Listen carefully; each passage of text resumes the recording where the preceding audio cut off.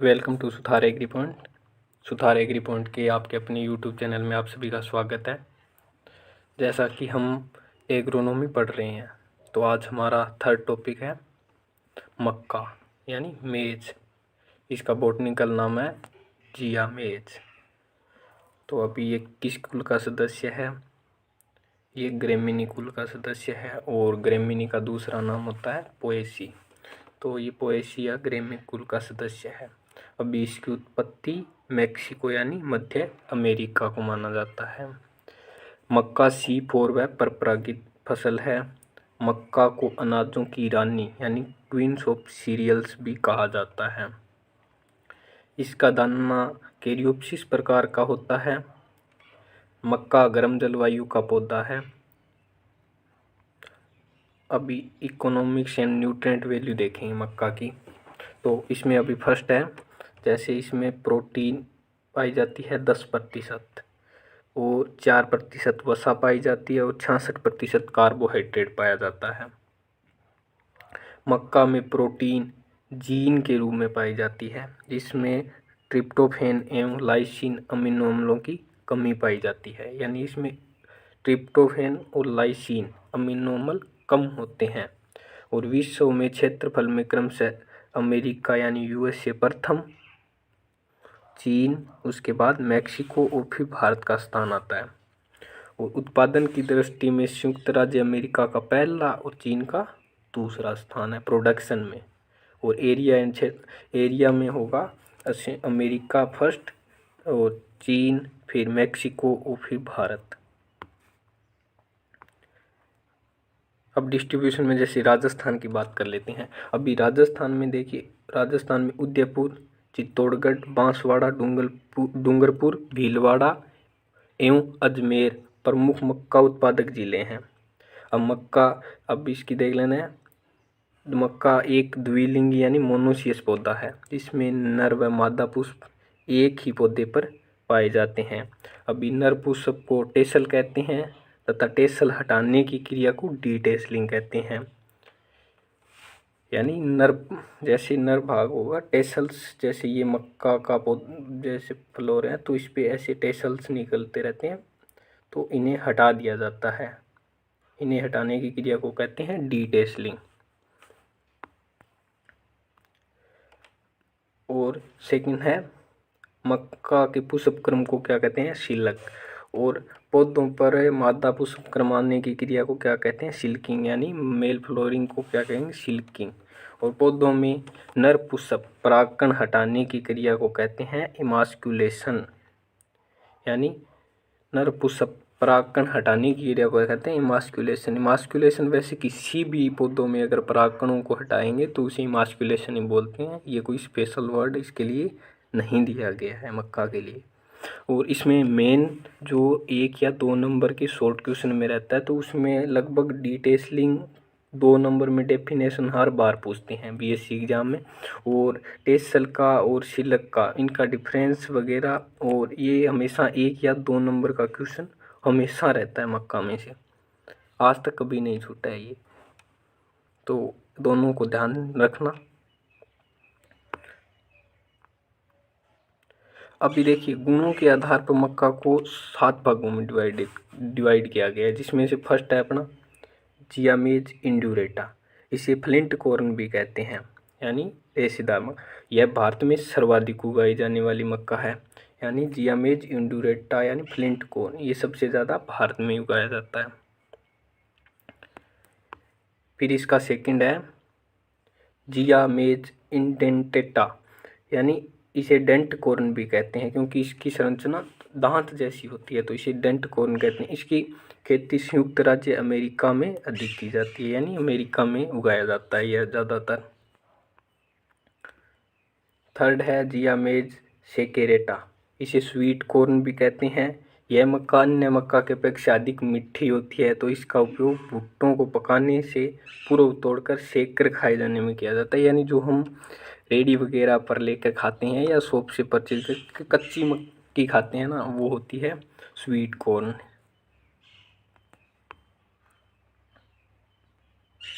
अब इसकी 4 नंबर है जियामेज इवर्टा। इसके दानों को गर्म करके दाने फूल जाते हैं, फूटकर फूल जाते हैं, यानी इसे पॉपकॉर्न वगैरह इसी से बनते हैं। तो इसे पॉपकॉर्न भी बोलते हैं, कॉर्न मेज भी बोला जाता है। तो इसका जैसे पॉपकॉर्न बनाते हैं, फ्लैक्स पॉपकॉर्न चिप्स बनाने में काम आती है यह सबसे ज़्यादा। अभी 5 नंबर है अपना नेक्स्ट, जिया मेज इमाइलेशिया। इसका दाना मुलायम होता है और इसे सॉफ्ट कॉर्न भी कहा जाता है, जो आटा बनाने के काम आता है। इसे फ्लोर मेज या सॉफ्ट कॉर्न भी कहते हैं।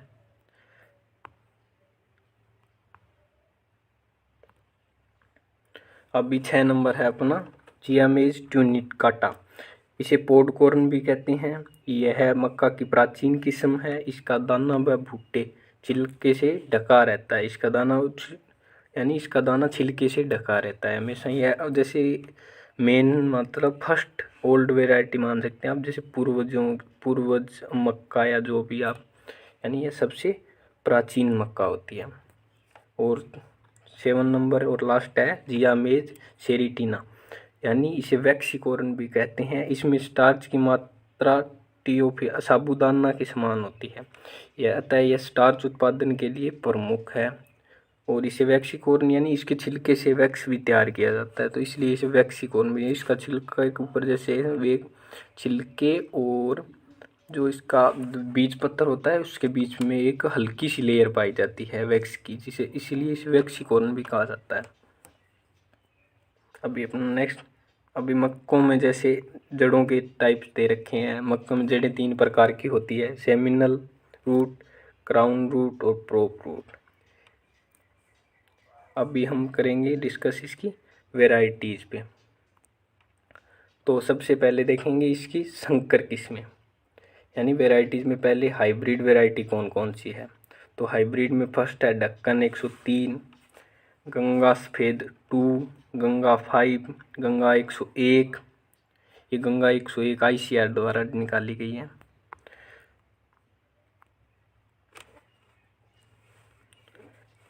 अभी इसमें नेक्स्ट आ गई पुष्पा शंकर 2, और ये आ गई रंजीत हाई स्टार्च, इसमें स्टार्च की वैल्यू अधिक होती है। BL 54 और संगम और हिम 123, ये इसकी हाइब्रिड वेराइटीज़ है। अब इसकी संकुल वेराइटी यानी कंपोजिट वेराइटी कौन कौन सी है, यानी 2 वेराइटी में मिलकर इनका निर्माण किया जाता है संकुल का। तो इसमें से पहली है अंबर, किसान, विक्रम, जवाहर, सोना और विजय और अगेती 76, ये शुष्क खेती के लिए उपयुक्त किस्म है। फिर नेक्स्ट है प्रताप,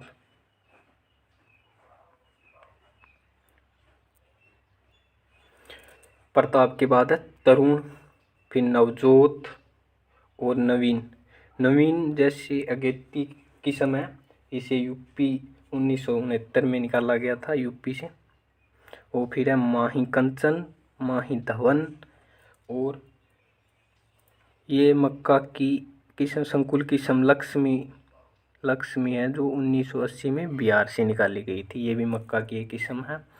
इसके बाद नेक्स्ट है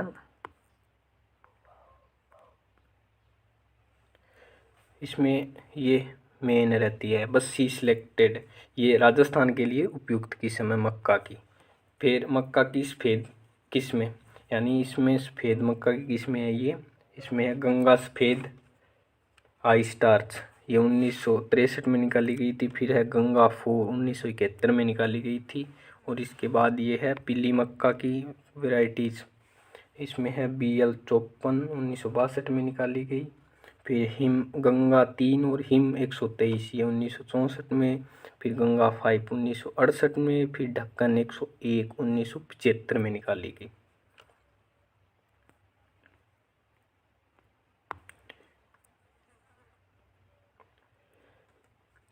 यानी मक्का की ओपेक 2, यानी ओपेक, तो ये है ओपेक 2 किस्म है, ये जीन वाली है। तो इसमें ओपेक 2 किस्म, अभी द्विजीन वाली कौन सी है, तो इसमें है शक्ति,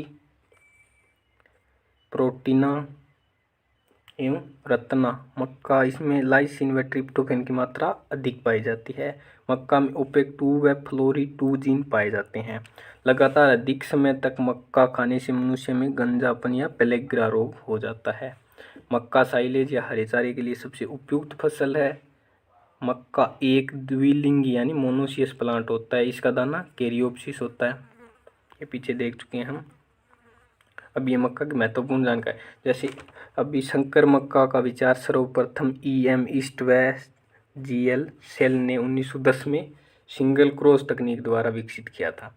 डबल क्रॉस तकनीक द्वारा मक्का का संकर बीज उत्पादन DF जोन्स ने 1920 में किया था। डबल क्रॉस तकनीक भारत में अधिक प्रचलित है। विश्व में सर्वप्रथम मक्का प्रकार्य 1954 में रॉकफेलर फाउंडेशन ने शुरू किया था।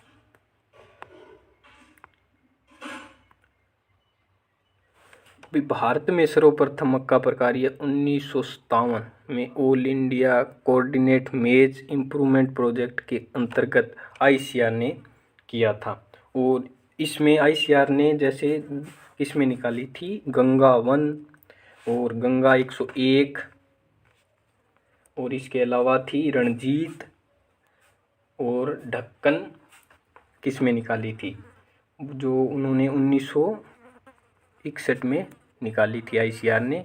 इस प्रोजेक्ट के तहत इसके तहत उन्होंने बाद में कार्य किया था। 1961 में उन्होंने अपनी 4 किस्में निकाली थी, गंगा 1, गंगा 101, रणजीत और ढक्कन। ये 4 किस्में निकाली थी उन्होंने 1961 में। इसके बाद है सीड ट्रीटमेंट या बीज उपचार। थायरम एवं एग्रोसान डाइग्राम प्रति केजी बीज के हिसाब से बीजों को उपचारित करते हैं। अभी सीड रेट कितनी रखते हैं, बीज दर संकर किस्मों की रखते हैं 20 से 25 केजी पर हेक्टेयर, संकुल किस्मों की 18 से 20 केजी पर हेक्टेयर, और चारे के लिए 40 से 50 केजी पर हेक्टेयर की बीज दर रखते हैं। अभी अपना नेक्स्ट टॉपिक है सोविंग या बुआई। बुआई अच्छी बुआई के लिए डिबलिंग विधि काम में लेते हैं, और बुआई का समय मध्य जून से जुलाई प्रथम सप्ताह में करते हैं। 1 हेक्टेयर में पौधों की संख्या 66,000, पौधे से पौधे व कतार से कतार की दूरी इसमें रखते हैं 62 × 25।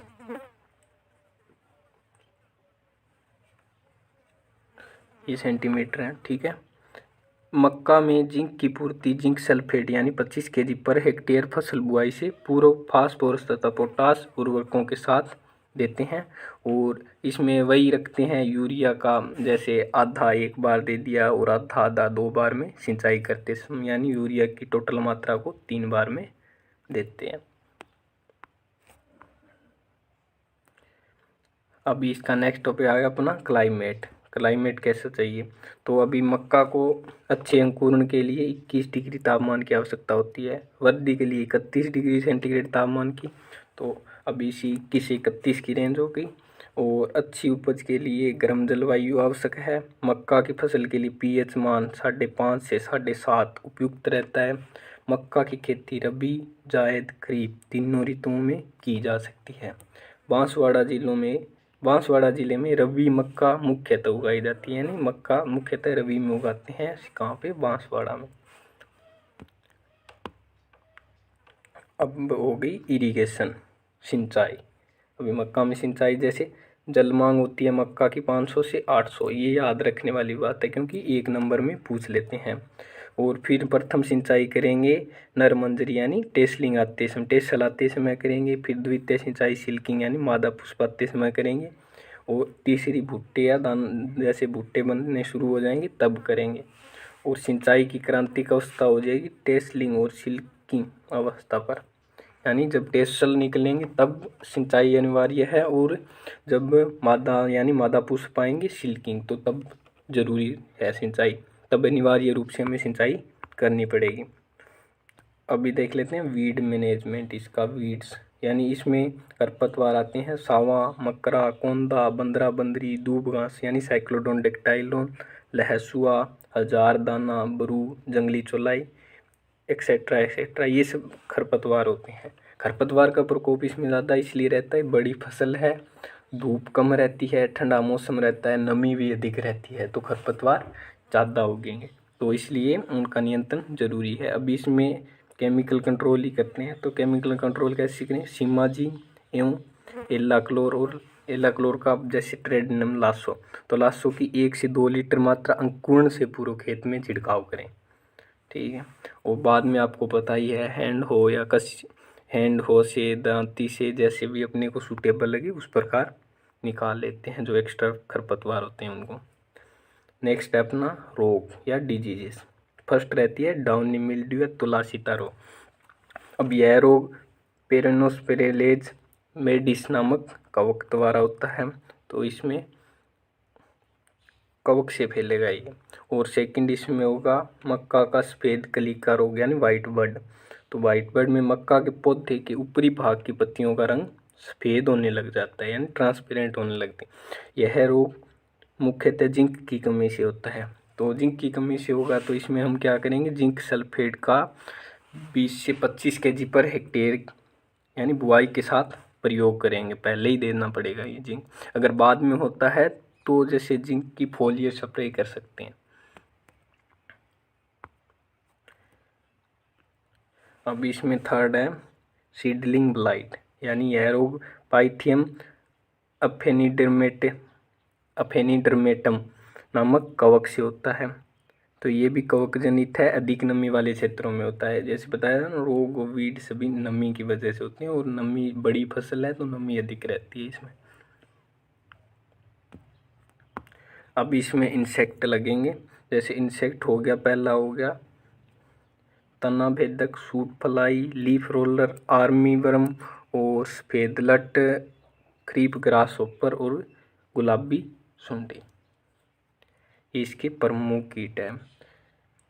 अभी सफेद लट या वाइट ग्रब ये जड़ों को काट देता है, यानी जड़ों को खा जाती हैं, तो जिससे मक्का की फसल में बुरा प्रभाव पड़ता है। यह मक्का की जड़ों का भयंकर कीट है, यह पूरी फसल को नष्ट कर देता है। सेम जैसे दीमक वाली बात होती है। तो इसके लिए अभी दवा कौन सी काम लें? कार्बोफ्यूरान 3G या 484G की 20 से 25 kg की मात्रा बुआई से पूर्व दे देते हैं ज़मीन में, जिससे ये नष्ट हो जाएगा। इसका सेकंड है स्टेम बोरर या तना छेदक यानी चिल्लो कैटरपिलर। यह मक्का का प्रमुख हानिकारक कीट है जो तने को खराब कर देता है। जैसे पत्ती जहाँ से स्टार्ट होती है ना, वहाँ से ये खाना शुरू कर देता है, तने को खाता है। पत्ती और तने के बीच में रहता है। जैसे इसकी लार्वा अवस्था काफ़ी नुकसानदायक होती है, जिससे पौधे में मृत टिश्यू यानी डेड हार्ट रोग हो जाता है। और यह कीट पौधे की 1 महीने की अवस्था पर नुकसान पहुंचाना शुरू करता है। अब अपना लास्ट है जैसे उपज, यील्ड, यानी मक्का उपज कितनी है? तो संकर मक्का की उपज हो जाएगी 40 क्विंटल प्रति हेक्टेयर की दर से देगा, और संकुल मक्का देगा 30 से 40 क्विंटल प्रति हेक्टेयर।